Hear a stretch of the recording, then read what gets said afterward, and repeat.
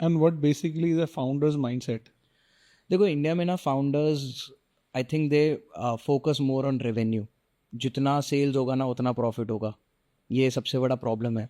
So I think founder को ना अगर लॉस हो रहा है तो उतना बड़ा लॉस भी तो होगा अगर आपकी सेल्स लॉस में हो रही है. सो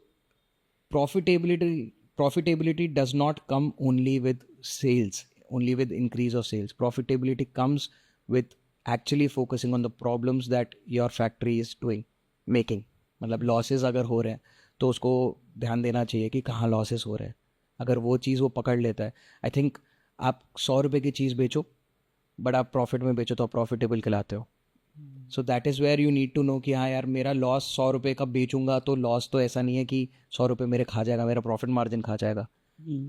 अगर आपने वो कवर कर लिया फिर उस 100 को आप 1000 करो, 10,000 करो, 1 करोड़ करो, कोई प्रॉब्लम नहीं है. So scalability will always should always come after you have figured out कि आपको करना क्या है. So I think founder's mindset हमेशा शुरू में तो खासकर यही रहता है कि यार मेरी सेल्स हो जाए, मेरी सेल्स हो जाए, मेरी सेल्स हो जाए.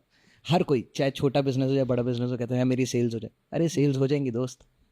पहले you have to first figure out the situations where you can recover from the losses that you're making. So that is, I think, if that is majorly the founder's mindset, I would say, which is running here and which can be changed. And what was your mindset? Same, proper same. That is actually my realization. कि जब मैं factory भी चलाता था मेरे को हमेशा ये लगता था यार सेल तो हो नहीं रही. कोविड का टाइम था, सेल तो हो नहीं रही यार, सेल तो हो नहीं रही. मन भी नहीं करता था कि एक सिस्टम बना लूँ. अगर मशीनरी ख़राब भी हो गई ना तो ऐसा लगता था कि why are we even doing that. मतलब मशीन को रिपेयर क्यों करना है, सेल तो हो नहीं रही है.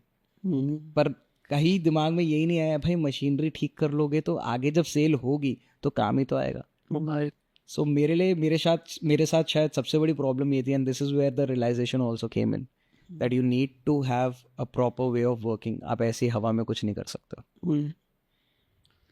And why is the procurement main part of building up a factory or setting up? That's actually a very good question, Yashank ji, because I think लोग ना कम समझते हैं but procurement is more like a nervous system of your factory. जैसे आपका दिमाग है, आपका दिमाग से नर्व्स जा रही है, आपको गाइडेंस दे रही है सारी चीज़ें. I think that is what procurement is to factory. अगर आपकी प्रोक्योरमेंट वीक है तो आपका प्रॉपर सिस्टम फैक्ट्री का वीक है.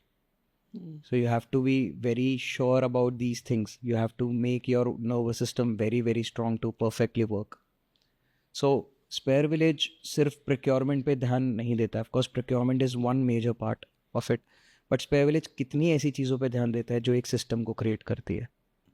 लाइक आई सेड, आप एक जगह कंपेयर करके नहीं खुश हो, आपको अलग अलग जगहों से चीज़ें चाहिए.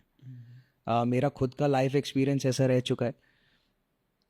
मेरी प्रोडक्शन रुक गई थी एक बार और मुझे पता है कि वो जो दुख होता है ना जब आपका प्रोडक्शन रुकता है वो ज़्यादा. अभी इस वक्त पे करंट अफेयर्स की अगर मैं बात करूँ तो गैस का प्रॉब्लम चल रहा है, सिलेंडर्स अवेलेबल नहीं है. इट्स नॉट जस्ट हाउसेस, सिर्फ घर में खाना बन रहा है वो अलग बात है, फैक्ट्री रुकी पड़ी है.